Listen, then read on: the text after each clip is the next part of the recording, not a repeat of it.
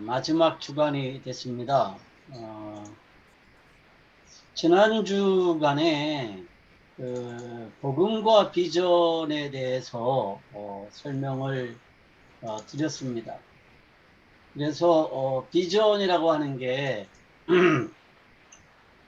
야망과는 다르다. 그래서 비전은 내 인생을 향한 하나님의 계획을 발견해 나가는 것이다. 이렇게 비전을 설명을 드렸습니다.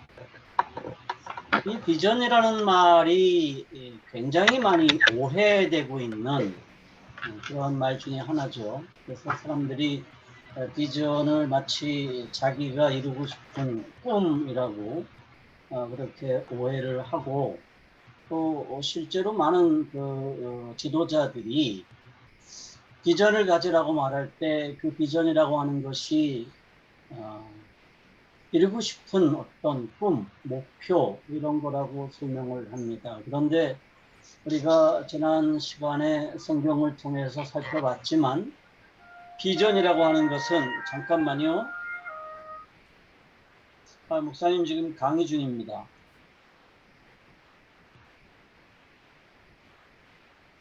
비전이라고 하는 것은 철저하게 내 인생에서 하나님의 계획을 발견해 나가는 것이다 라는 것을 우리가 확인을 했습니다.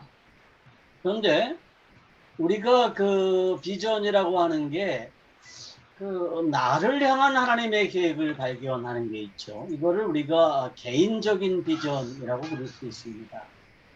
그래서 나를 향한 하나님의 계획을 발견해내는 것. 그래서 내 인생에서 나를 향한 하나님의 계획을 발견해내고 그 하나님의 계획을 이루어 나가기 위해서 최선을 다하는 게 그리스도인의 삶이다. 이렇게 설명을 드렸습니다. 그리고 이 나를 향한 하나님의 계획을 발견하게 되는 과정은 내게 주어진 재능, 내게 주어진 환경, 이런 것들을 종합해서 그 비전을 발견할 수 있고, 그 비전이라고 하는 거가 내 직업 혹은 내 취미 이런 것들을 통해서 이루어질 수 있다라고 설명을 드렸습니다. 그런데 비전은 이렇게 개인적인 측면만 있는 게 아니라 모두의 비전이 있습니다. 공동의 비전이죠. 그리스도인들이 함께 가지고 있는 비전입니다. 그래서 이 공동의 비전이 뭐냐 하는 것을 함께 살펴보도록 하겠습니다. 그것을 우리는 우리의 비전 혹은 우리 모두의 비전이라고 설명하죠. 우리의 비전이 뭐죠? 우리들 모두를 향한 하나님의 계획을 발견하고 그 계획을 이루어내는 것입니다. 그 비전은 크게 두 가지가 있죠. 이게 우리 모두의 비전입니다. 사실은 그리스도인들은 이 비전을 위해서 존재하죠. 그게 뭐냐면 첫째로 내게서 하나님의 영광이 드러나는 것입니다. 그러니까 내가 살아가는 존재 이유가 뭐냐? 내가 왜 살아야 되느냐 하면 행복하기 위해서 사는 게 아니에요. 그리스도인들은 무엇을 위해서 사느냐 하면 내게서 하나님의 영광이 드러나도록 하기 위해서 삽니다. 그게 우리의 존재 이유고 그게 우리 모두의 비전인 거죠. 그리고 비전의 또 다른 측면이 하나 더 있는데 그게 뭐냐 하면 이 땅에 하나님의 나라가 회복되는 것입니다. 그래서 하나님의 통치가 인정되고 하나님의 영광이 온 땅에 가득해지고 모든 나라, 모든 민족들이, 모든 사람들이 하나님을 예배하게 되는 것, 그것이 우리 모두의 비전이죠. 그래서 그리스도인들은 이 두 가지를 위해서 존재합니다. 그래서 왜 살지? 이렇게 물어보면 이게 쿡 찌르면 나와야 돼요. 그래서 제가 그 청소년 사역을 하면서 우리 그 캠프에 오는 아이들에게 늘 강조하는 게 이겁니다. 너 왜 사니? 그렇게 물어봤을 때 잘 모르겠는데요. 그럼 아직 우리 캠프에 많이 안 온 애들입니다. 그래서 너 왜 사니? 그러면 저는 하나님의 영광을 드러내기 위해서 삽니다. 혹은 하나님의 나라를 확장하기 위해서요. 그렇게 쿡 찌르면 나오도록 훈련을 합니다. 그러면 이게 그냥 그렇게 쿡 찌르면 나오도록 반복하고 또 반복하고 또 반복해서 네가 이 세상에 존재하는 이유는 하나님의 영광을 드러내기 위해서야. 이렇게 이제 계속 강조를 하면 그러면 아이들이 어떻게 되느냐 하면 실제로는 뭐 그렇게 못 사는 경우도 많죠. 하나님의 영광과 상관없이 살고 또 때로는 하나님의 영광을 오히려 가리기도 하지만 이게 궁극적으로는 어떻게 변하느냐 하면 영적으로 성숙되는 내면의 기제가 있어요. 그리고 결과적으로는 어떻게 되느냐? 점차 하나님의 영광을 드러내는 데까지 성숙하게 된다라는 게 우리가 가지고 있는 기본적인 생각입니다. 그래서 우리 모두의 비전이 뭐냐? 내가 존재하는 이유가 뭐냐 하면 내게서 하나님의 영광이 드러나는 것이고 하나님의 나라가 회복되는 것이다. 이게 이제 우리 모두의 비전입니다. 그러면 이제 하나님의 영광이라는 거를 우리가 어떻게 드러낼 수 있을까요? 이게 이제 문제죠. 저는 어렸을 때 이렇게 생각을 했습니다. 내가 뭔가 위대한 업적을 남기면, 어떤 위대한 것을 이루면, 그러면 하나님께서 영광을 받으실 거다라고 생각을 했습니다. 내가 뭔가 대단한 성취를 이루면, 남들이 우러러보는 뭔가 엄청난 업적을 이루면, 그러면 그 일을 통해서 하나님이 영광을 받으실 거야. 이렇게 착각하던 시절이 있었어요. 그런데 하나님은 어떤 분이시죠? 영광의 본체세요. 완전히 영광스러운 분이시죠. 그래서 우리가 하나님의 영광을 보태드릴 수가 없습니다. 그러니까 내가 뭔가 대단한 성취를 이루어서 하나님의 영광을 뭔가 조금 보태드릴 수는 없는 거죠. 하나님은 그런 분이 아니에요. 하나님은 영광의 본체이세요. 그래서 내가 뭐 고시에 합격하면, 내가 좋은 학교를 나오면, 내가 직업적으로 굉장히 성공해서 남들이 나를 우러러보게 되면 그러면 하나님께서 영광 받으실 거야. 이렇게 착각을 했었죠. 그리고 지금도 상당히 많은 사람들이 그렇게 착각합니다. 자기가 뭔가 대단한 일을 이루면,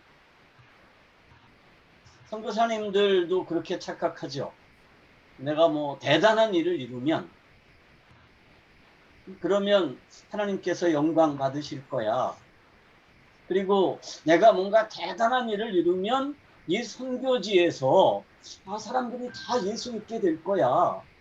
그렇게 착각을 합니다. 그런데 하나님의 영광이라는 게 뭐죠?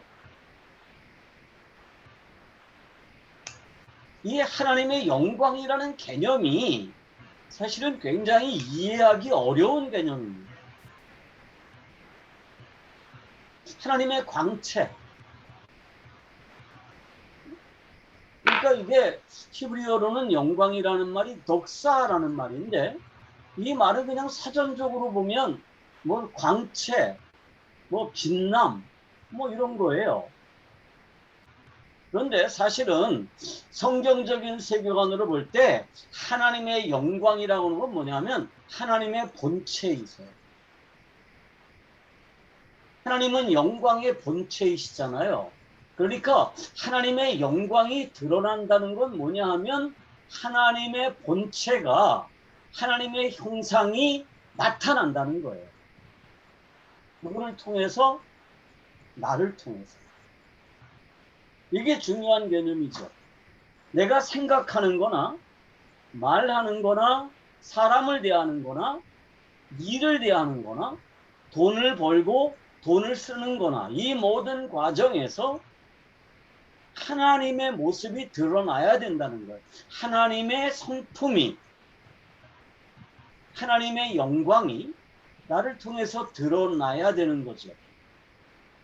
그게 이제 하나님의 영광에 참여하는 겁니다.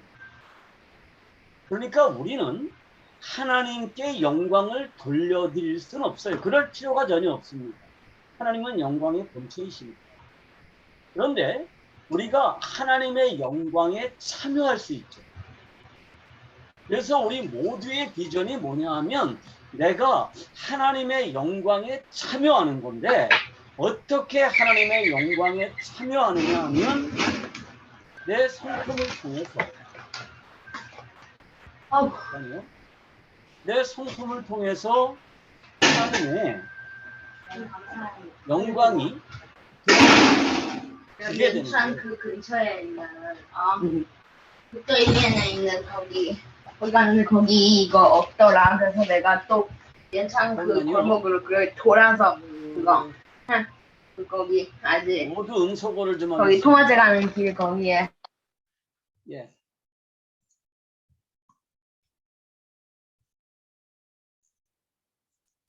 그래서 내가 하나님의 영광에 참여하는 방법은 뭐 위대한 업적을 남긴다거나 무슨 뭐 성공한다거나 그런 방식으로 되는 게 아니라는 거예요.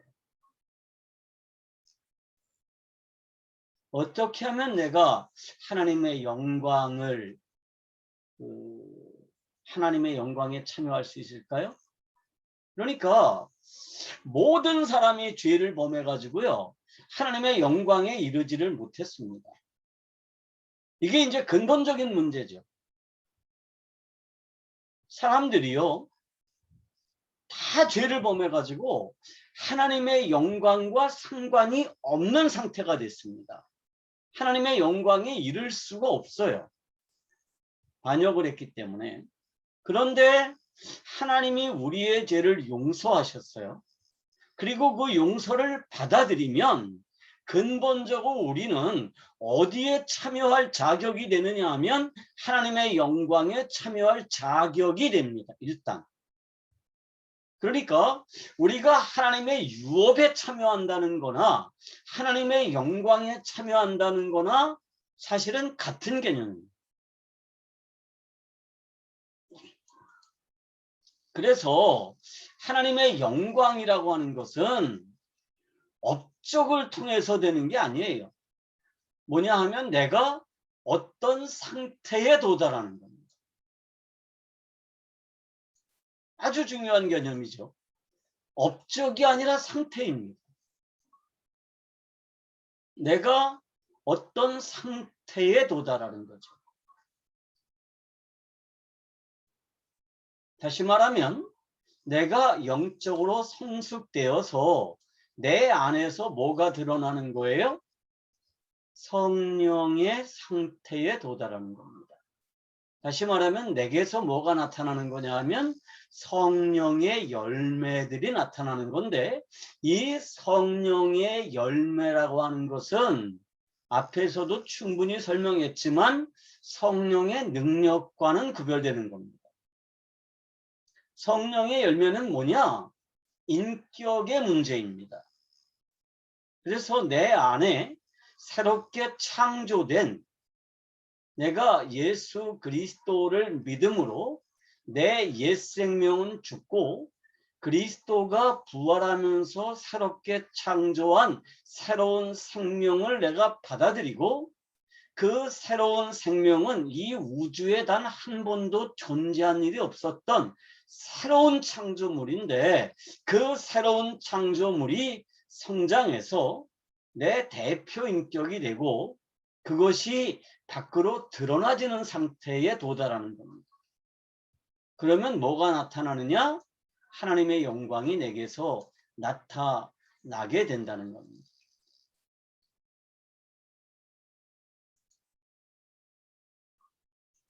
그동안 우리가 구원에 대해서 굉장히 강조했어요. 구원에 대해서. 그리고 삶의 문제를 설명하면서 이 삶의 문제를 두 가지 측면으로 설명을 했습니다. 하나는 율법적인 측면으로 접근을 했죠. 그래서 내가 율법적으로 윤리적인 삶을 사는 것, 그게 이제 예수 믿고 난 다음에 삶의 문제라고 설명을 했습니다. 그리고 또 한 가지 방식은 뭐냐 하면 성품을 훈련하는 방식이라고 설명을 했습니다. 그래서 내가 예수 믿으면 이제부터는 성품을 잘 훈련해서 뭐가 되어야 되느냐? 남들에게 인정받는 사람, 좋은 사람이 돼야 한다고 말했어요. 그런데 제가 앞에서도 충분히 설명했지만 내 옛 성품은요, 아무리 훈련하고 또 훈련해도 하나님의 유업과 상관이 없습니다.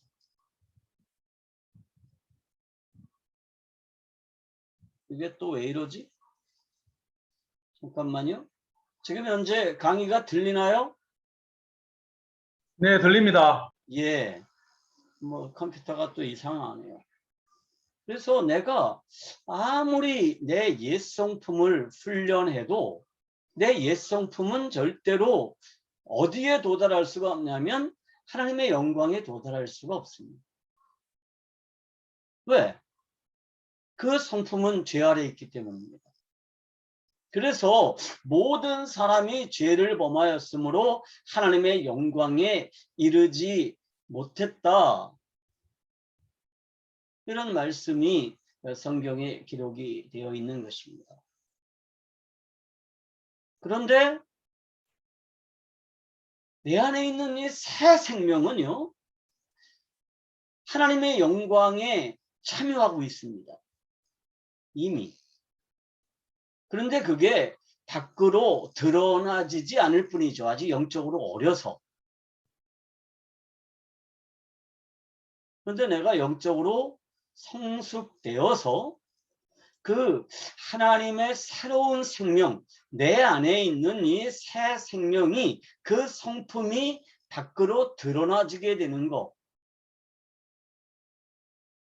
그래서 이제 나를 통해서 하나님의 성품이 드러나는 거죠. 그래서 성령의 9가지 열매들이 나를 통해서 나타나는 겁니다. 그게 이제 그리스도인의 비전이죠. 그게 우리가 사는 이유입니다.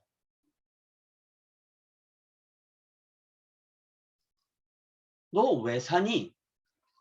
나 왜 살까? 그럴 때 맞아.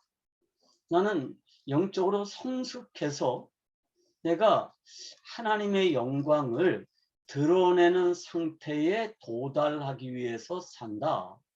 다시 말하면 그리스도의 장성한 분량이 충만해질 때까지 거기에 이루는 거, 그게 이제 내가 사는 이유가 되는 거고, 그게 우리의 비전이 되는 겁니다. 그것이 모든 그리스도인을 향한 하나님의 계획이고요. 그게 우리 모두의 비전입니다. 물론 저도 아직 멀었죠. 아마 여기 계신 분들도 이 상태에 도달했느냐? 그러면 자신 있게 대답하기는 쉽지 않죠. 그런데 최소한 아는 것과 모르는 것은 전혀 차이가 있습니다. 성경이 말하는 삶의 존재 이유가 뭔지를 모르고 사는 사람하고 그 존재 이유를 알면서 사는 사람하고는 엄청난 차이가 있겠죠.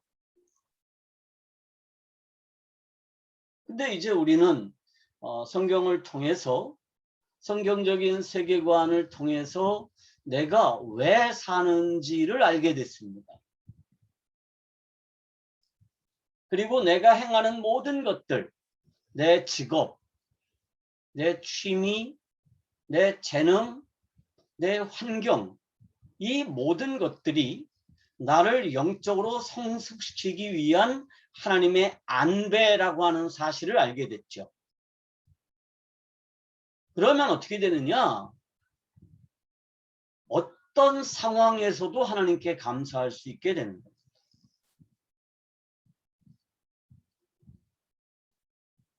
그러니까 상황과 상관없이 하나님께 감사할 수 있는 건 뭐냐 하면 그 상황이라는 것이 결국은 나를 영적으로 성숙시킬 것이라는 사실을 우리가 믿기 때문입니다.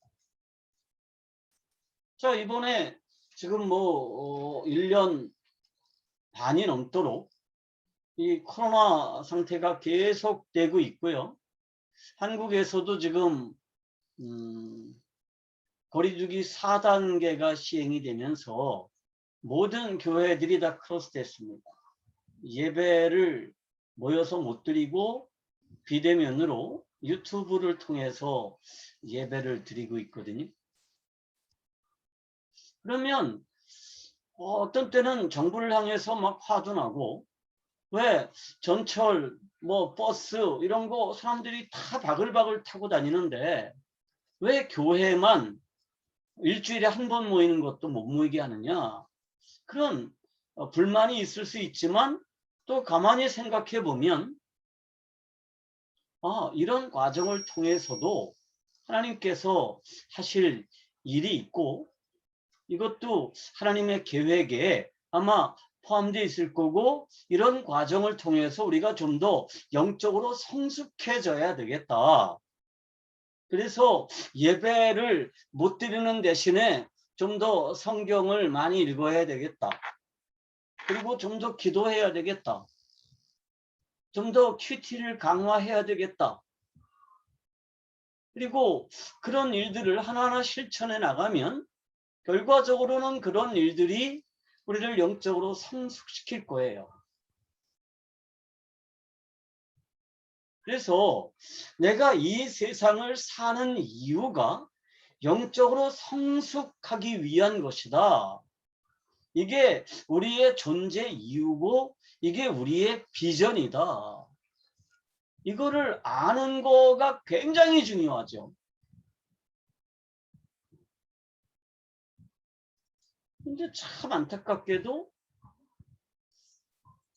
이거를 아는 사람들이 그렇게 많지 않다는 거예요. 그래서 우리는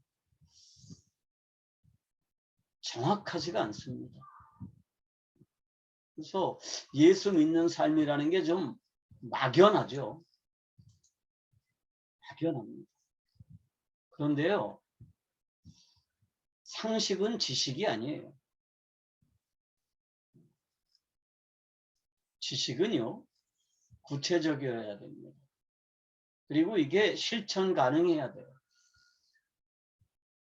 그런데 내가 하나님의 영광에 도달하는 것은 실천이 가능해요.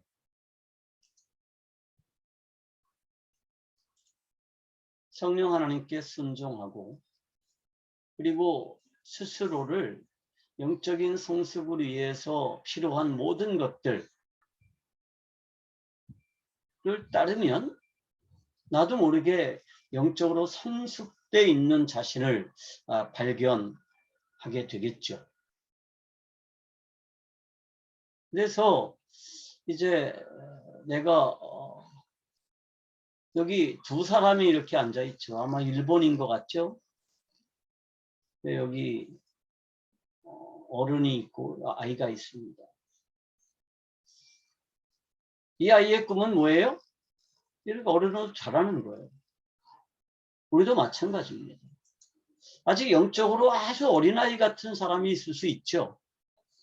물리적인 시간이 많이 지났어도 아직 영적으로 어린 사람들이 있을 수 있습니다. 그럼 그 사람들의 꿈이 뭐냐? 영적으로 성숙해 나가는 것입니다. 내가 아는 어떤 권사님이신데 내가 볼 때는 정말 영적으로 어린아이세요. 영적인 성숙이 전혀 안 돼 있습니다. 그런 사람도 있을 수 있죠. 그런데 어떤 사람은 아직 예수 믿은 지도 그렇게 오래되지 않았고 나이도 그렇게 많지 않은데 또 영적으로 성숙되어 있는 사람을 볼 수도 있죠. 그래서 제가 그 영적인 성숙에는 두 가지 시간이 필요하다고 설명을 드렸습니다. 물리적인 시간과 영적인 시간이 필요한데 이 두 가지 시간은 비례하는 게 아니다. 그렇게 말씀을 드렸습니다. 어떤 사람은 물리적인 시간이 많이 흘렀지만 영적인 시간은 아직 굉장히 어린 사람도 있고요. 그렇지 않은 사람도 있습니다. 그러나 분명한 것은 이 두 가지 시간이 우리들에게는 다 필요하다. 그렇게 설명을 드렸습니다. 자, 그런데 우리가 이제 이 비전을 과연 이룰 수 있느냐는 것입니다. 내가 영적으로 성숙되어서 하나님의 영광에 참여할 수 있느냐? 나를 통해서 하나님의 영광이 드러날 수 있느냐? 과연 내가 그거 할 수 있을까? 이게 문제인 거죠. 여러분 어떻게 생각하세요? 과연 우리가 할 수 있습니까? 스스로의 노력으로? 스스로의 능력으로? 내 옛사람은 절대 할 수 없습니다. 그런데 중요한 거는 하나님께서 뭘 주셨느냐 하면 우리들에게 이 비전을 이룰 수 있는 능력을 주셨다는 겁니다. 하나님께서 우리들에게 뭘 주셨어요? 복을 주셨습니다.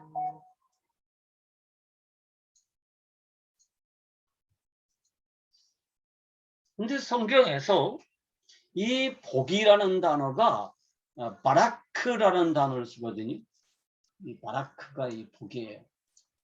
그래서 바락 오바마, 무바라크, 이런 게 다 이 바락이라는 말에서 나왔는데요. 이 바락이라는 말이요, 복이라는 의미도 있지만 경배하다, 기도하다, 그런 의미로 쓰여집니다. 그런데 이게 피엘형, 히브리어에서 피엘형은 능동형을 말해요. 여기에서는 어떤 뜻을 주느냐 하면 능력이라는 의미를 가지고 있습니다. 다시 말하면 하나님께서 우리들에게 이 비전을 이룰 수 있는 능력을 주십니다. 하나님께서 아담에게 뭘 주셨죠? 복을 주셨습니다. 어떤 복을 주셨어요? 생육하고 번성할 수 있는 복을 주셨습니다. 그래서 아담은 하나님이 주신 복을 가지고 뭐 할 수 있어요? 생육하고 번성할 수 있었습니다. 그리고 그 하나님이 주신 그 복을 이루기 위해서 아담에게 뭘 주셨다 그랬어요? 짝을 주셨죠. 이브를 만들어 주셨습니다. 그리고 아담과 이브에게 하나님이 뭘 주셨느냐? 생육하고 번성하는 복을 주셨습니다. 앞에서도 설명했지만 하나님은 축복하시는 분이 아니에요. 축복이라는 건 뭐죠? 내게 그런 일을 할 수 있는 능력은 없어요. 그러니까 그 능력을 가진 분에게 부탁하는 게 축복입니다. 그러니까 제가 여러분들에게 선교 사역에서 뭐를 이룰 수 있도록 그렇게 제가 뭔가를 줄 수는 없어요. 그래서 누구에게 부탁하는 거예요? 그 능력을 이룰 수 있는 하나님에게 부탁하는 거예요. 그게 축복입니다. 그래서 저는 여러분들을 축복할 수 있습니다. 그리고 여러분들은 저를 축복할 수 있죠. 우리 서로는 축복할 수 있습니다. 그런데 하나님은 축복하시는 분이 아니에요. 하나님은 뭐 하시는 분이에요? 누구에게 부탁하실 필요가 없습니다. 그냥 주시는 거예요. 그래서 축복이라는 말은 합당하지가 않고 굳이 우리말로 한자어로 쓴다 그러면 강복이라는 말이 맞습니다. 하나님, 저 사람에게 복을 좀 주십시오. 이렇게 우리는 부탁하지만 하나님은 그냥 누구에게 부탁하는 게 아니라 복을 주시면 되는데, 그래서 이 복이라는 말에는 뭐가 포함되느냐 하면 능력이라는 말이 같이 포함된다는 겁니다. 여러분들이 히브리어 사전을 한번 찾아보세요. 그러면 피에령에서는 능력이라는 의미를 가진다라고 분명히 설명되어 있을 겁니다. 제가 과장하는 게 아니에요. 그래서 우리가 하나님의 영광에 우리 스스로는 도달할 수가 없습니다. 내 노력으로 하나님의 영광에 도달할 수가 없어요. 내 옛사람은요, 아무리 훈련하고 또 훈련하고 무슨 금식을 40일 금식을 10번 하고 성경을 천독해도 내 옛사람은 절대로 어디 갈 수 없느냐? 하나님의 영광을 드러내는 상태에 도달할 수가 없습니다. 그래서 어떤 사람들이 40일 금식 기도를 몇 번 했니? 무슨 그러면 거기서 뭐가 나타나요? 그 사람의 의가 나타납니다. 자기 의를 드러내죠. 나 이런 사람이야. 물론 40일 금식 기도를 10번쯤 하면 성격이 많이 변할 수도 있죠. 그리고 40일 금식 기도하는 행위 자체가 정말 영적으로 성숙하는 행위일 수도 있습니다. 그런 사람도 있을 수 있죠. 그런데 그 안에 새로운 생명이 없으면 뭐가 되는 거예요? 내 의의를 자랑하는 것이 됩니다. 나는 이런 일을 했어. 나는 어느 학교에서 학위를 받았어. 나는 40일 금식 기도를 몇 번 했어. 응? 나는 성경을 몇 독했어.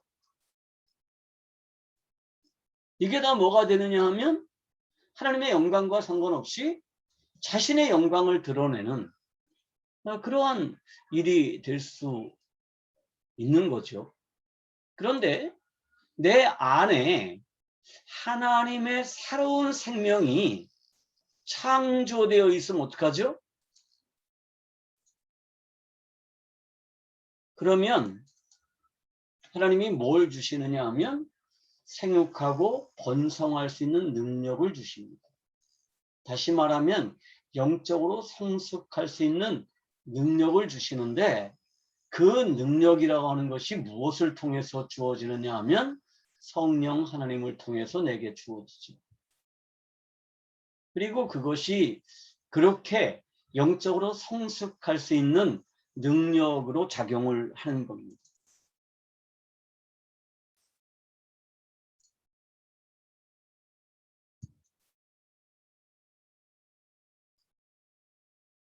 자, 하나님께서 아담에게 능력을 주셨죠. 뭘 주셨어요? 만물을 다스리는 능력을 주셨습니다. 그래서 모든 만물은 아담에게 복종했죠.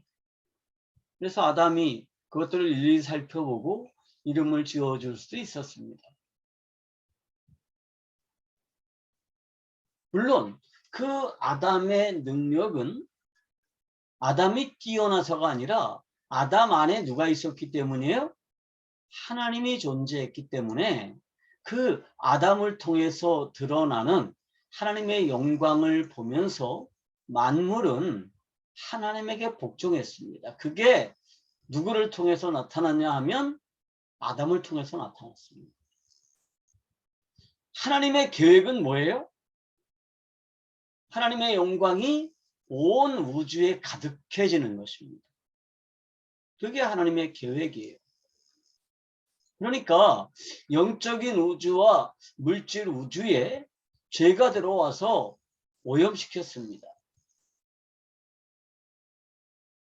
그래서 하나님의 영광이 가리워졌어요. 그런데 하나님의 계획은 뭐냐? 다시 물질 우주와 영적인 우주, 다시 말하면 모든 우주에 하나님의 영광이 가득해지는 것이 하나님의 계획입니다.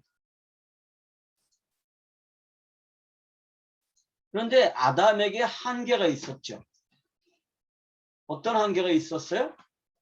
시간과 공간의 제약을 받는다는 한계가 있었습니다. 그래서 아담은 시간 안에 존재했기 때문에 시간과 공간의 제약을 받았습니다. 그래서 아담이 어느 한 곳에 존재하면 거기는 하나님의 영광이 나타났죠. 그런데 다른 곳에는 하나님의 영광이 없었습니다. 또 아담이 존재하는 그 순간에 하나님의 영광이 나타나지만 아담이 존재하지 않는 시간에는 하나님의 영광이 없었어요. 그래서 하나님께서 아담에게 뭘 주셨느냐 하면 생육하고 번성하는 복을 주셨습니다. 그래서 아담과 똑같은 인간, 이건 아담이 죄를 짓기 전의 상태예요. 그래서 아담 안에 하나님의 영이 존재하고 그 아담이 하나님의 영광을 반영하는데 아담이 생육하고 번성하면 어떻게 될까요? 그러면 온 땅에 하나님의 영광이 가득해질 수 있었습니다. 그게 하나님의 계획이에요.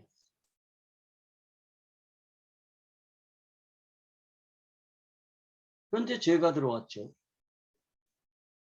제가 조금 전에 죄가 들어온 거를 미리 설명했는데, 자, 그렇게 해서 온 세상에 하나님의 영광이 가리워졌습니다. 그리고 모든 인간은 하나님의 영광에 참여할 수가 없었습니다.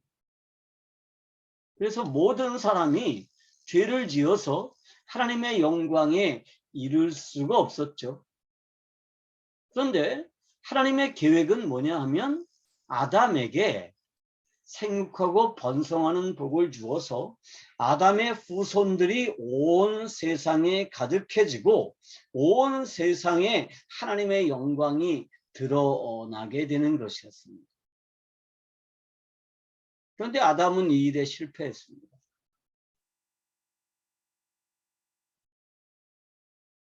그래서 하나님이 뭘 만드셨어요? 교회를 만드셨습니다. 그래서 제가 결혼과 복음을 설명하면서 그런 설명을 드린 거 여러분 기억하시죠? 아담이 죽었다가 깨어나니까 누가 생겨났어요? 하와가 생겨났습니다. 아담이 잠들었다 그랬는데 그 잠들다라는 단어가 야센이라는 단어를 써요. 그 야센은요, 성경의 다른 곳에서는 죽었다라는 단어로 많이 쓰여지는 단어입니다. 그래서 실제로는 하나님이 아담을 죽게 하셨어요. 그리고 다시 아담을 깨우니까 뭐가 나타났어요? 아담의 신부인 하와가 생겨났습니다. 그래서 아담이 하와를 보면서 그러죠. 뼈 중에 뼈, 살 중에 살이다, 이런 말을 하는데 그게 히브리어에서는 일종의 관용구로서 나하고 똑같네 라고 하는 말이라고 설명을 드렸습니다. 마찬가지로 교회는 어떻게 해서 생겨났느냐? 하나님의 아들이신 그리스도 예수께서 죽었다가 부활하니까 뭐가 생겨났어요? 교회가 생겨났습니다.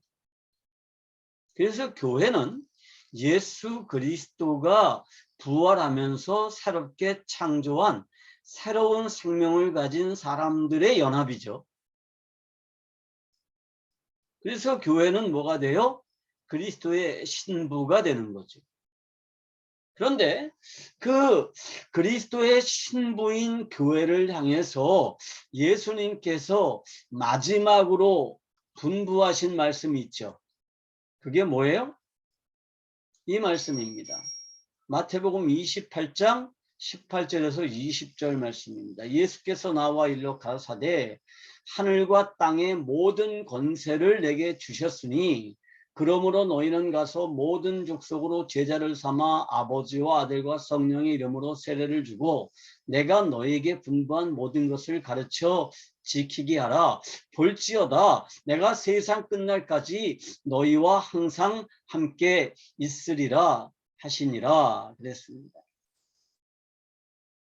여기서 아주 중요한 단어가 뭐냐 하면 권세라는 단어입니다. 헬라어에서는 이 단어를 엑스시아라는 단어를 썼습니다. 이 말을 히브리어로 번역하면 바라크입니다.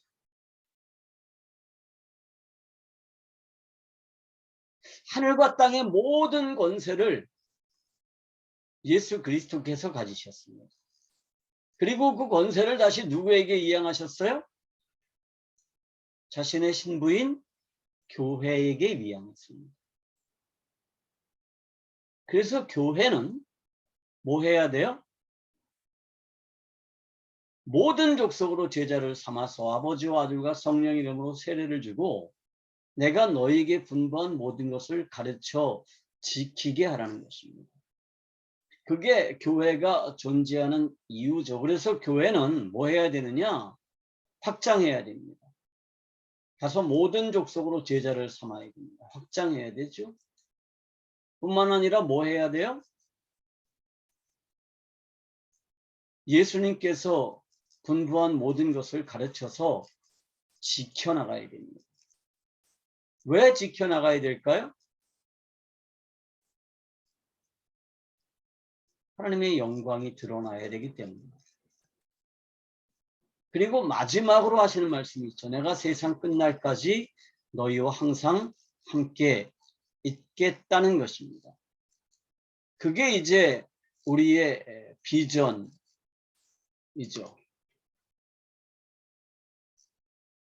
그런데 이 비전은 언제부터 있었느냐? 태초부터 있었습니다.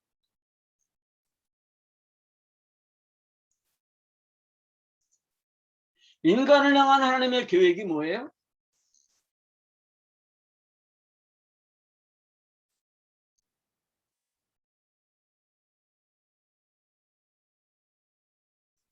하나님의 영광을 드러내는 것입니다. 그게 인간의 비전이었죠. 우리가 우리의 모양을 따라 사람을 만들고 왜 하나님이 하나님의 형상과 모양을 따라서 사람을 만듭니까? 이 물질 우주에 하나님의 영광을 드러내도록 하기 위해서였죠. 그런데 그 하나님의 계획이 뭐가 되느냐 하면 아담의 비전이었습니다. 그리고 그 아담에게는 한계가 있었다라고 설명을 드렸죠. 그 한계가 뭐예요? 아담은 물질과 공간과 시간의 한계를 가지고 있었기 때문에 하나님께서 뭐 하셨느냐? 생육하고 번성하는 복을 주셨습니다. 그래서 창세기 1장 26절에 뭐라고 되어 있어요? 하나님이 이르시되 우리의 형상을 따라 우리의 모양대로 우리가 사람을 만들고 그들로 바다와 하늘의 새와 가축과 온 땅과 땅에 기는 모든 것을 다스리게 하자 하시고 라고 되어 있습니다. 여기서 다스린다는 말이 뭐예요? 예배한다는 말과 같은 의미로 쓰여집니다. 그러니까 사람은요, 하나님의 영광을 반영하면서 하나님의 영광을 바다와 하늘의 새와 가축, 바다의 물고기와 하늘의 새와 가축과 온 땅과 땅에 기는 모든 것들에게 뭘 보여요? 하나님의 영광을 반영하면서 그 모든 것들과 함께 하나님을 예배하는 거. 그게 아담의 존재 이유였습니다.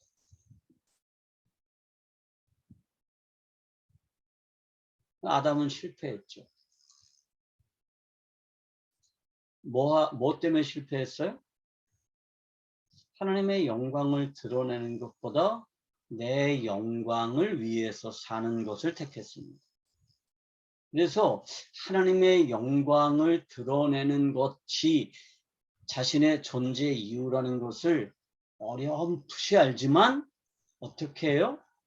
하나님의 영광을 드러내지 않아요.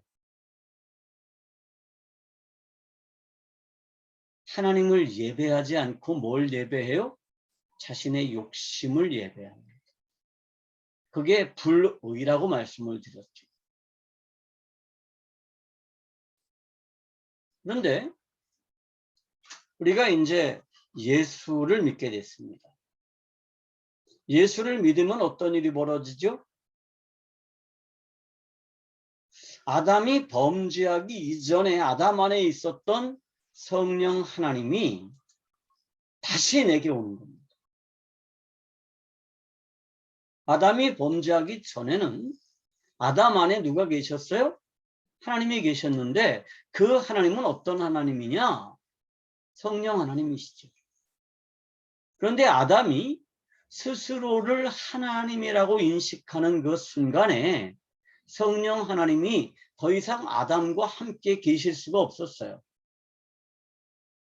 그래서 성령 하나님이 아담을 떠나니까 아담이 어떻게 됐어요? 하나님의 영화와 존귀가 발가벗겨졌습니다.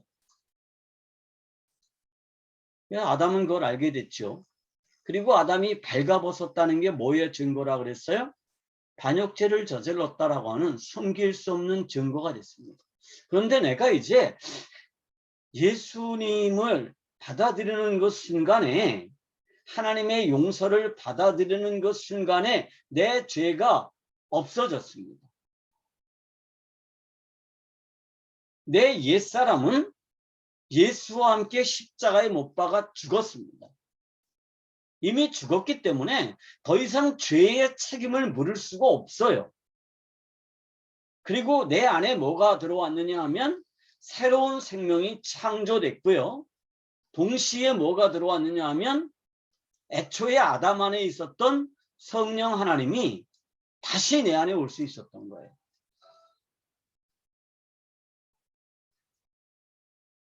그래서 우리가 뭐 할 수 있느냐? 우리의 비전을 이룰 수 있는 거죠. 누구의 도움으로? 성령 하나님의 도움으로. 그래서 성령 하나님의 별명이 뭐예요? 보혜사잖아요. 보혜사라는 게 무슨 뜻이에요? 옆에서 도와주시는 분. 파라클레토스. 뭘 도와주실까요? 능력을 행하도록 도와주시나? 아니에요. 그 일을 위해서 성령 하나님이 내 안에 들어와 계시는 게 아니에요. 뭐 하기 위해서? 내가 영적으로 성숙하도록 하기 위해서, 내 영적인 성숙을 돕기 위해서 성령 하나님이 내 안에 와 계십니다. 그리고 이 성령 하나님이 나를 끊임없이 뭐 하세요? 인도하세요. 질책하시고. 그래서 내가 영적으로 성숙하게 되죠. 그리고 이렇게 영적으로 성숙하게 되면 뭐가 나타나요? 이 성령님의 인품이 나를 통해서 드러나게 되는 거죠. 그게 이제 갈라디아서 2장에서는 성령의 열매라고 표현을 합니다.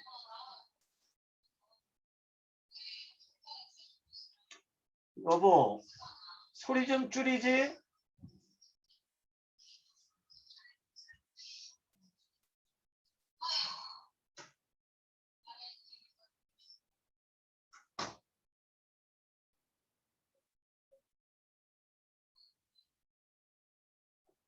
그게 성령 하나님이 내 안에 들어와 계신 거예요.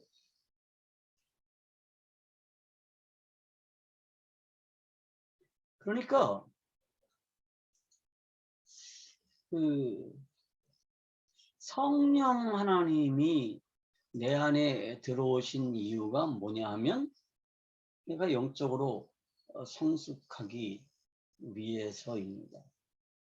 그래서 우리는 무엇 때문에 사느냐, 무엇을 위해서 사느냐 하면 영적으로 성숙하기 위해서 사는 거예요. 그게 우리의 기준입니다.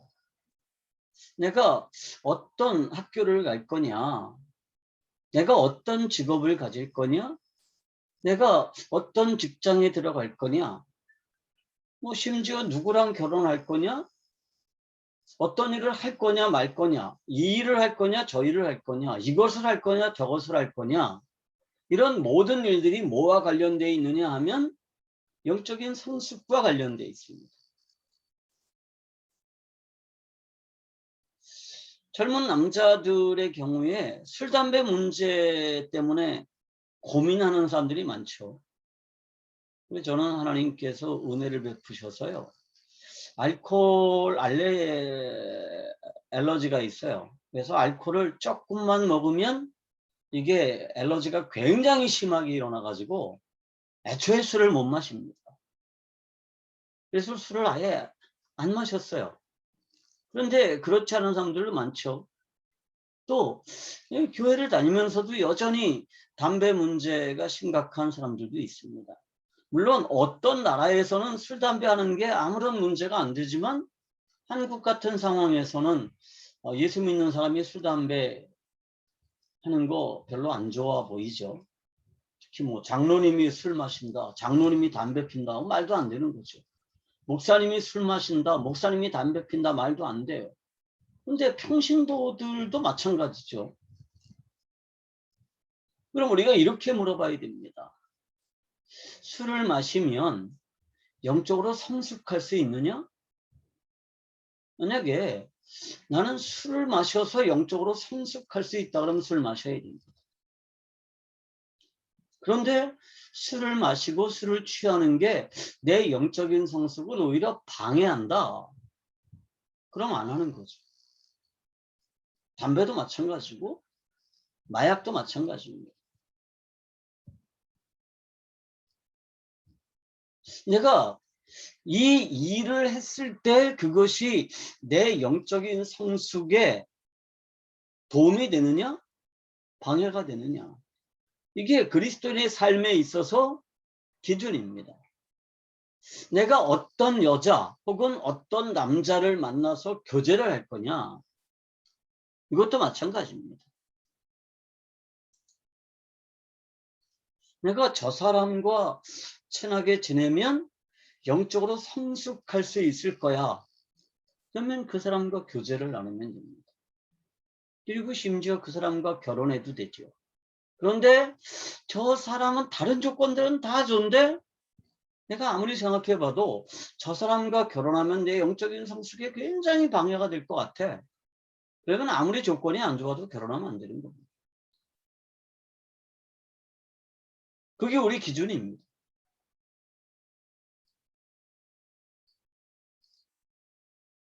우리는요, 직업을 선택하는 데 있어서 한 번도 이런 것들을 고려하지 않습니다. 왜 의사가 되려고 그러느냐? 의사가 제일 돈 많이 버는 직업이니까. 뭐 그런 거죠. 그런데 실제로 우리는 직업을 통해서 뭐 할 수 있느냐 하면 영적으로 성숙할 수 있어야 됩니다. 취미를 통해서도 영적으로 성숙할 수 있어야 되죠. 이제 이게 내 영적인 성숙과 관련되어 있는 모든 사람들의 공통의 비전입니다. 영적으로 성숙되어서 하나님의 영광을 나타내는 것. 그런데 또 한 가지가 있습니다. 마지막 비전이죠.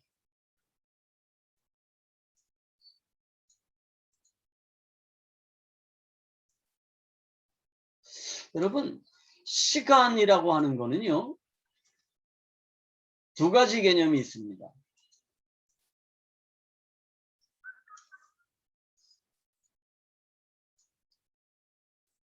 하나는 순환론적인 시간관입니다. 그러니까 이 시간관에 따르면 어떻게 해요? 시간은요, 끊임없이 순환합니다. 그래서 시간은 마치 원처럼 돼 있어 가지고요. 이 시간은 끊임없이 순환하죠. 그래서 시작도 없고 끝도 없습니다. 언제 시작됐는지 언제 끝나는지 그게 없어요. 마치 둥그런 원과 같습니다. 이걸 우리가 순환론적인 시간관이라고 그럽니다. 대부분의 이방 종교들은 거의 이 순환론적인 시간관을 가지고 있습니다.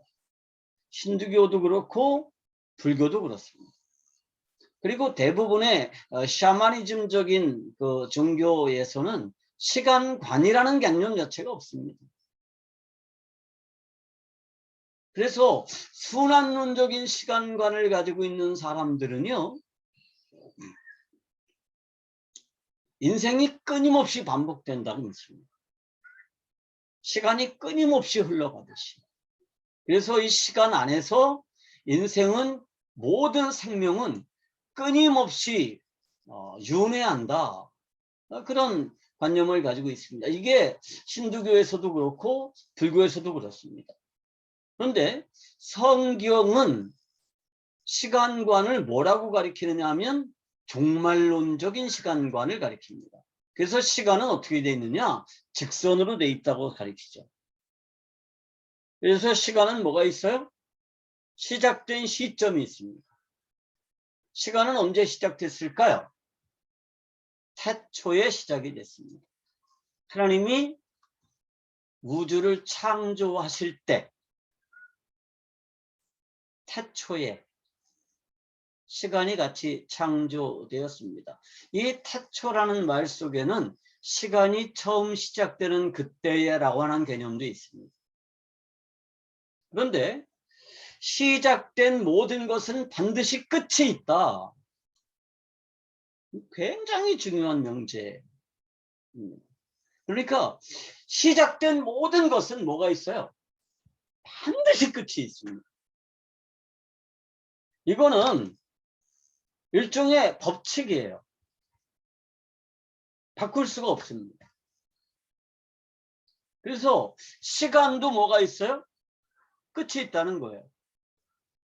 왜? 시작되었으니까. 그래서 이것을 뭐라고 부르느냐? 종말론적인 시간관이라고 부르고, 이것을 최초로 정리한 사람이 어거스틴입니다.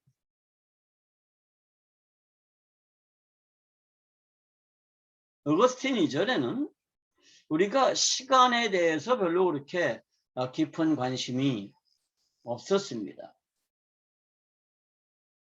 그러면 이 종말론적인 시간관이 어떻게 우리의 마지막 비전이 되느냐?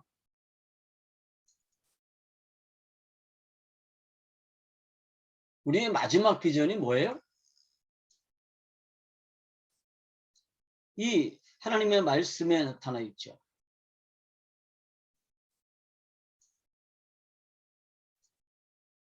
자, 여기 보면 마태복음 24장 14절에 이렇게 되어 있습니다. 이 천국 복음이 모든 민족에게 증언되기 위하여 온 세상에 전파되리니 그제야 끝이 오리라. 우리가 너무너무 잘 아는 말씀이죠. 이게 우리의 비전입니다.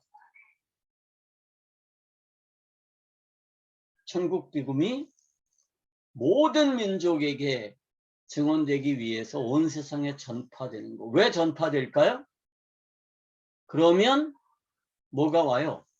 이 물질 우주가 끝이 나고 새로운 우주가 창조되는 거죠. 이건 마치 내가 예수 그리스도 안에 있을 때 내 옛 생명은 그 십자가에 못 박아 죽어서 끝장나고 새로운 생명이 창조되어서 그 새로운 생명이 살아가는 것처럼 언젠가 이 물질 우주가 끝장날 때가 와요. 뿐만 아니라 영적인 우주도 끝장날 때가 옵니다. 그리고 그렇게 끝장나면 뭐예요? 새 하늘과 새 땅이 우리들에게 다시 오는 거죠. 그게 우리의 마지막 비전입니다. 그 새 하늘과 새 땅이 뭐예요? 하나님의 나라의 완성입니다.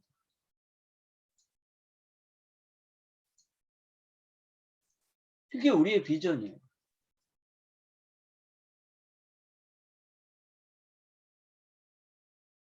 그런데 요한이요? 이걸 봤어요. 요한계시록 7장 9절에 보면 이런 말씀이 있습니다.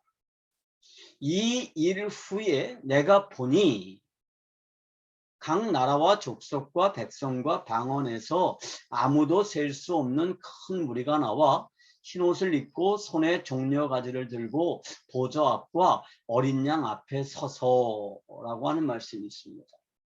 여기 요한이 무슨 단어를 썼냐면 내가 보았다라는 단어를 씁니다. 이 보니라고 하는 단어가 헬라어 성경에서 에이도라는 단어를 쓰거든요.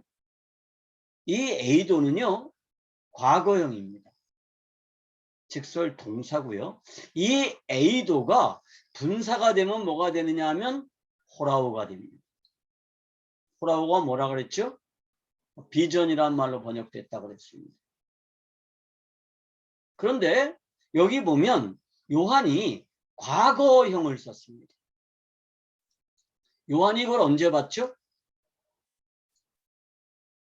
지금부터 2000년 전에 봤어요.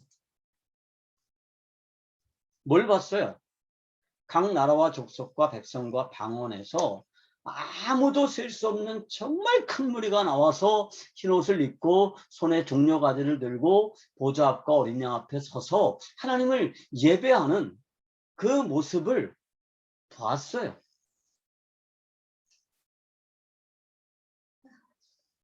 그러면 사실은 우리의 관념으로는 이 일이 뭐가 돼야 돼요?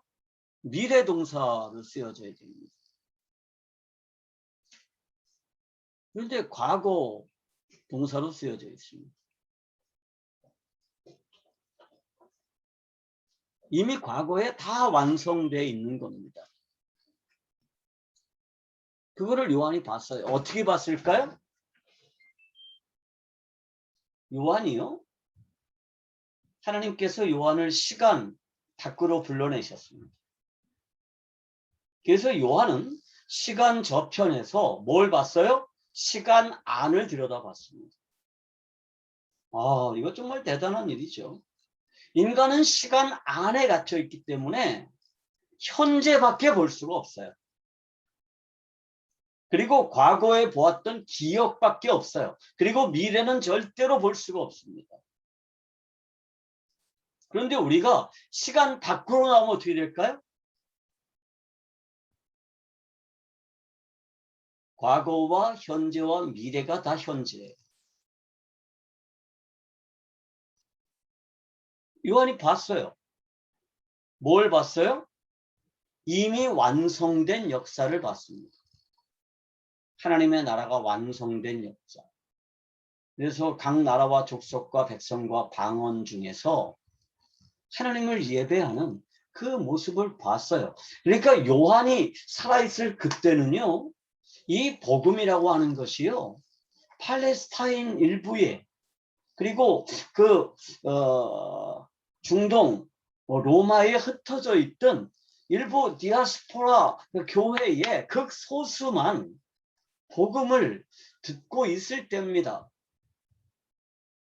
그런데 요한은 그때 뭘 받느냐? 정말 많은 사람들이 모든 각 나라와 족속과 백성과 그 언어들이 하나님 앞과 어린 양 앞에 서서 예배하는 모습을 보았어요. 그러니까 이거는요, 앞으로 이루어질 일이 아닙니다. 그러면 미래동사를 썼겠죠. 그런데 이미 이루어진 일이에요. 그렇지만 시간 안에 사는 우리들에게는 까마득한 미래의 일처럼 보입니다. 이걸 우리가 뭐라고 부르느냐 하면 하나님의 경륜이라고 부릅니다. 저는 이렇게 설명을 합니다. 역사는 뭐냐 하면 두루마리 같아요. 그래서 두루마리가 조금씩 펴지는 거죠. 응? 그럼 우리가 그 하나님께서 이루신 일들을 조금씩 볼 수가 있습니다. 그런데 두루마리 안에 있는 거는 비밀이에요. 그런데 어느 날 하나님이 누구를 불러서 두루마리를 쫙 펼쳐놓고 그 전체를 한번 보게 했다고 칩시다. 요한이 그렇게 본 거죠. 왜 하나님은 요한에게 이걸 보여줬을까요? 당시 요한은 굉장히 절망적인 상황이었습니다. 그러니까 이 하나님의 교회는요, 굉장히 절망적인 상황이었고요. 앞으로 뭐를 앞두고 있었어요? 엄청난 시련을 앞두고 있었습니다. 로마 황제들의 박해라고 하는 엄청난 시련을 앞두고 있었는데 그때 요한에게 이걸 보여준 거예요. 현실이 극히 힘들고 어렵지만 완성된 역사를 보여준 거예요. 자, 이게 완성된 역사야. 지금은 힘들지만 이미 이 일은 이루어진 거다. 다만 뭐다? 아직 두루마리가 완전히 펼쳐지지 않은 것뿐이다. 이게 이제 요한에게 보여주었던 하나님의 역사이고 이거를 요한은 뭐라고 표현했느냐 하면 비전이라고 표현했습니다. 비전이라는 게 뭐예요? 인류를 향한 하나님의 계획을 발견해내는 것입니다. 그게 뭐예요? 하나님의 나라가 회복되는 것입니다.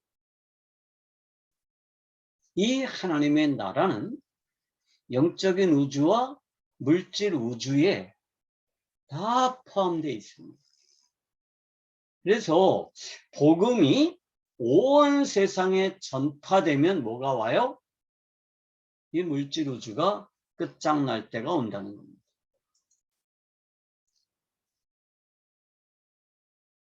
그게 이제 우리의 마지막 비전입니다. 모두가 가지고 있는 비전이죠. 그래서 우리는 무엇을 위해서 존재하느냐 하면 하나님의 나라의 완성을 위해서 존재합니다. 여기 계시는 선교사님들 모두는 왜 그 문화가 다르고 언어가 다른 그 나라에 가 계십니까? 이 비전을 위해서 가 있는 거죠. 그런데 이 참 재밌는 게 뭐냐 하면 이 하나님의 계획을 이루는 방법이 재미있습니다. 자, 하나님은요, 모든 나라에 이 복음이 전파되기를 원하십니다. 그런데 그 일을 위해서 천사들을 동원하지 않아요. 어떤 신비한 방법을 동원하지도 않습니다. 어떻게 하시죠? 전도라고 하는 미련한 방법을 쓰십니다. 그래서 고린도전서 1장 21절은 뭐라고 설명해요? 이렇게 설명합니다.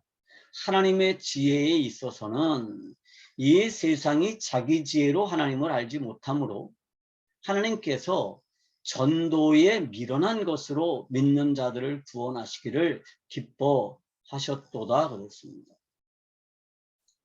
이게 하나님께서 하신 일입니다. 그리고 이 일을 위해서 뭘 하셨어요? 우리를 불러내셨죠. 그리고 우리를 하나님의 종으로 삼으셨습니다. 뭐 하라고? 전도하라고. 이 복음을 사람들에게 알려주라고. 그리고 그들을 하나님의 백성으로 예수 그리스도의 제자로 삼아서 하나님의 백성답게 사는 길을 가르치도록 우리를 부르셨죠. 그게 우리의 비전을 완성하는 방법입니다. 비전을 이루는 방법, 하나님의 뜻을 이루는 방법, 이 마지막 완성, 각 나라와 민족과 족속과 언어가 하나님을 예배하는, 이게 이미 이루어진 일이기 때문에 그 일을 이루는 방식은 전도하는 거예요. 그래서 우리는 뭐라 그러냐면 이미 이긴 싸움을 한다 그러잖아요. 이미 하나님이 이기셨어요. 이미 이루어졌어요. 그럼 우리 아무 일도 안 하면 되냐? 아니에요. 뭐 해야 되죠? 이 세상에 자기 지혜로는 절대로 하나님을 알지 못합니다.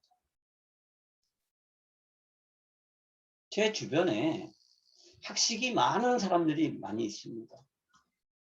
정말 똑똑한 사람들 많아요. 좋은 학교 나온 사람들, 좋은 학위 가진 사람들 많습니다. 근데 그 사람들하고 얘기해 보면 절대로 그 사람들이 터득한 철학, 그 사람들이 공부한 지혜로 하나님을 알지 못합니다. 그래서 뭐 해야 되느냐? 전도라고 하는 미련한 방식. 이거 전도 참 미련한 방식이죠.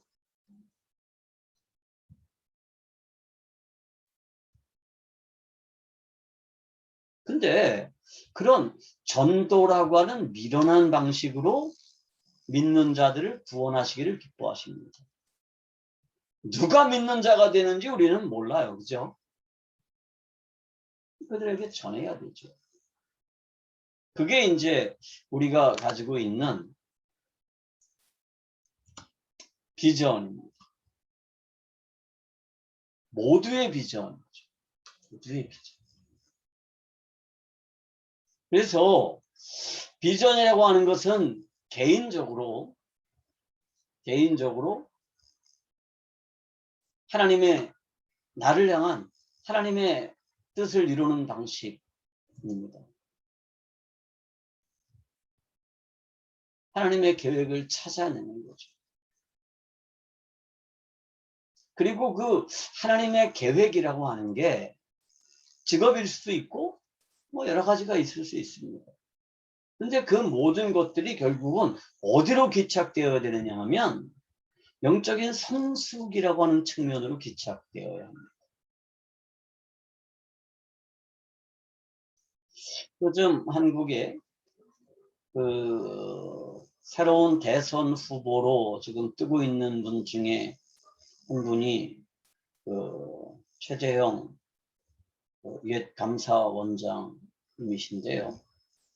이분에 대한 평가로 다 사람들이 얘기하는 게 뭐냐 하면 이분은 정말 신실한 그리스도인이다라는 겁니다. 그리고 사람들 얘기를 들어보면 이분의 얼굴엔 광채가 있다고 그러고 이분이 사람을 대하는 태도, 이분이 누구의 얘기를 들어주는 자세, 이분이 말하는 거, 그걸 보면 아, 참 이분은 정말 예수 믿는 사람이다. 이런 얘기가 절로 나온다는 거예요. 그럼 그 얘기가 다른 말로 하면 뭐예요? 그러니까 그분이 어느 교회 장로님이라고 그러시는데 그 장로님의 생각하는 거나 말하는 거나 사람을 대하는 거나 그 모든 과정을 통해서 누가 나타나느냐 하면 하나님의 영광이 나타난다고 하는 것입니다. 오늘은 어느 방송에서 그 원장님의 사모님, 이소연이든가 사모님을 또 이렇게 조명을 했는데 권사님이시더라고요. 근데 그분도 또 그렇게 장로님하고 뭐 조금도 다르지 않다, 뭐 이런 말씀을 하시더라고요.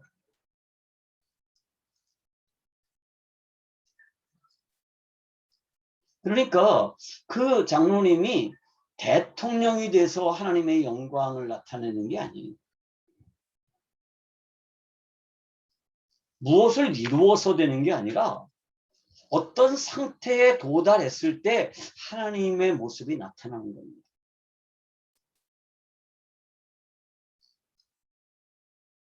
영적으로 성숙했어요. 그걸 우리가 뭐라고 부르느냐? 그걸 우리의 비전이라고. 자칫 이 비전이라는 말을 오해하면 결과적으로는 뭐가 나타나느냐 하면 내 의가 나타나요. 내 영광이 나타나죠. 내 의, 내 영광, 응? 내 희생, 이런 게 나타날 수 있죠. 한 번만 더 얘기하겠습니다. 그 전 감사원장이 자녀를 입양한 문제도 지금 현재 한국에서 굉장히 큰 반향을 일으키고 있죠. 그런데 참 감사한 게 뭐냐 하면 그 최재형 원장이 자녀를 입양해서 키웠는데 그게 그분의 인품일 수 있지만 거기서 더 강조되는 게 뭐냐 하면 신앙인으로 그렇게 했다는 게 강조된다. 그래서 그분이 뭐를 하느냐 하면 하나님의 영광을 드러내는 일을 하고 있다는 겁니다. 저는 그분이 대통령이 될지 안 될지는 모르겠어요. 저는 그분이 대통령이 됐으면 좋겠다라고 생각하지만 동시에 대통령 안 했으면 좋겠다라는 생각도 있습니다. 왜냐하면 그분이 대통령을 하면 대통령 노릇 잘할 것 같지 않거든요. 그런 분이 대통령이 돼야 되지만 모르겠습니다. 그런데 중요한 건 그거죠. 그분의 말, 그분이 사람을 대하는 거, 그분의 모든 행동이 하나님의 영광을 드러내고 있다는 겁니다. 그리고 그런 분이 지금 현재 많은 사람들에게 각광을 받고 또 많은 사람들에게 대통령 후보로서 지지를 받는다. 그래서 저는 이것 때문에 요즘 하나님께 많이 감사하고 있습니다. 대통령이 되고 뭐 못 되고는 상관이 없고요. 저는 그분을 위해서 기도할 것입니다. 이 혼탁한 정치판에 들어와서 자신을 더럽히지 아니하고 다니엘처럼 여전히 하나님의 영광을 드러낼 수 있도록. 다니엘이 그랬잖아요. 그래서 다니엘과 같은 지도자가 될 수 있도록 기도하고 있는데 우리 선교사님들도 같이 좀 기도해 줬으면 좋겠습니다. 이게 유튜브에 공유되기 때문에 다른 분들이 제가 하는 말을 정치적인 어떤 견해라고 오해하지 않기를 바랍니다. 저는 그리스도인으로서 그리스도인 그분을 그렇게 제가 보았다는 뜻입니다. 저는 그분을 잘 알지 못하죠. 다만 그냥 요즘 그 매스컴에 단편적으로 드러나는 얘기들을 하는 거죠. 그런데 어쨌든 그분이 예수 믿는다 이런 말이 굉장히 강조돼요. 정말 성실한 그리스도인이다. 제가 있는 곳에서 저를 아는 사람들이 그분 참 목사님이야. 목사님다워. 그런 말들이 좀 많이 있었으면 좋겠어요. 아, 그분 참 예수 믿는 사람이지. 응? 참 훌륭해, 성품이. 그런 말들을 내 주변에 예수 안 믿는 사람들, 예수 믿는 사람들로부터 많이 들었으면 좋겠습니다. 그게 이제 제 비전이고요. 아마 우리 모두의 비전이 되어야 할 것입니다. 그래서 우리가 영적으로 성숙하고 동시에 우리가 하나님의 나라를 확장해 나가는 이 비전을 위해서 내 안에 계신 성령님의 음성에 좀 더 귀를 기울이고 영적으로 성숙하기 위해서 성경을 읽는 거, 성경을 공부하는 거, 그 다음에 예배하는 거, 기도하는 거, 이 일에 정말 게으르지 않고 성실하게 자기 영적인 성숙을 추구해 나갈 수 있기를 바랍니다. 오늘 강의는 이것으로 마치도록 하겠습니다.